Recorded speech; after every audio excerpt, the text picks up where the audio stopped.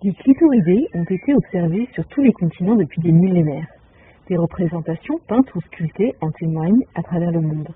Pourtant, ces derniers siècles, les scientifiques européens les avaient relégués au même statut que les elfes et autres gnomes. Ils n'existaient pas.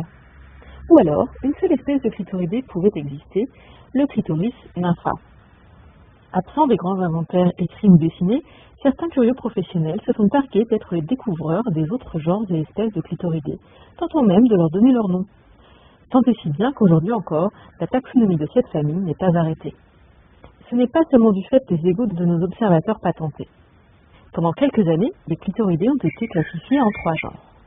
Le clitoris nympha, se déclinant en espèces minima et maxima, le clitoris vagina, nous donnant les espèces demi-cervix et maxima, le clitoris canalis ejaculans, regroupant les espèces intravagina medium ou extremis et extravagina medium ou extremis.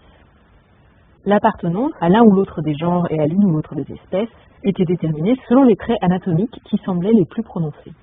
Or, depuis qu'ont été partagées les images de ces charmants organismes captés avec une caméra thermique, tous les laboratoires semblent s'entendre sur l'idée que la forme des clitoridés varie en fonction de leur température.